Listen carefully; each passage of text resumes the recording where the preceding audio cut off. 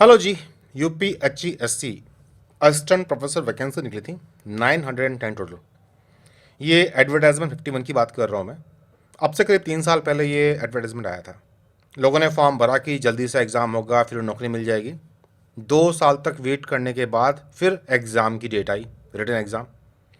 और अभी कुछ महीने पहले ही रिटन एग्ज़ाम का भी रिजल्ट निकल के आया था, जहाँ पे काफ़ी लोग जो क्वालिफाई कर गए थे वो खुश होकर के वेट कर रहे थे कि अब इंटरव्यू आएगा, अब जॉब मिल जाएगी। लेकिन हुआ क्या, एग्ज़ाम कैंसिल हो गया। इसके रिजल्ट को कैंसिल कर दिया गया। अब इस एग्ज़ाम को दोबारा कराने के लिए कहा गया। अब दोबारा जल्दी से जल्दी कराया जाएगा कहा जा रहा है। बट यूपी में आप जानते हो, यूपी में जल्दी का मतलब होता है 2-3 साल या 1-2 साल कम से कम। कुल मिलाकर के 910 असिस्टेंट प्रोफेसर के पोस्ट के लिए बहुत सारे लोगों ने एग्ज़ाम दिया था।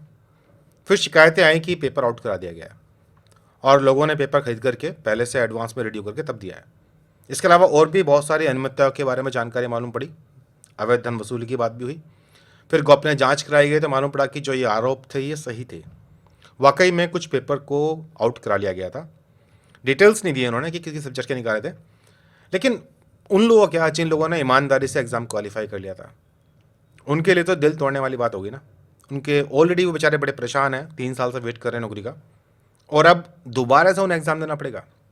फिर वही सेम स्ट्रेस, सेम कहाँ कहाँ से जाकर के उन्होंने एग्ज़ाम दिए।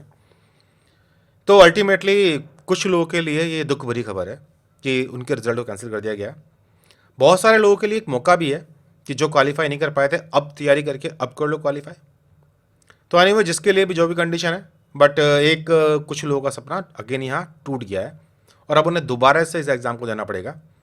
कह तो ये रहे हैं कि ये शीघ्र, पूर्णतः निष्पक्ष और पारदर्शी ढंग से कराएंगे।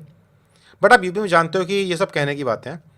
हमारे यहाँ गवर्नमेंट कितनी भी कोशिश कर ले, लेकिन कहीं ना कहीं पर लोग मक्कारी कर जाते हैं और अपने स्वार्थ के लिए लाखों लोगों के भविष्य को दांव पर लगा देते हैं। क्या ऐसी गारंटी है कि जो अब की बार एग्ज़ाम होगा उसमें धांधलीबाजी नहीं होगी? और चलो, एग्ज़ाम का रिजल्ट उन्होंने मान भी लिया, फिर इंटरव्यू के बाद कोई दिक्कत हो गई तो, या फिर जब फाइनल रिजल्ट निकल के आएगा फिर कोई और कुछ बात लेके आ जाएगा, फिर दोबारा एग्ज़ाम कैंसिल कर दिया जाएगा, तो क्या लोग ज़िंदगी भर बैठ करके इसी एग्ज़ाम की तैयारी करते रहेंगे? ये एक बड़ा सवाल है सोचने का। चलिए फिर जल्दी मिलते हैं नेक्स्ट अपडेट में एडवर्टाइजमेंट 51 को लेकर के।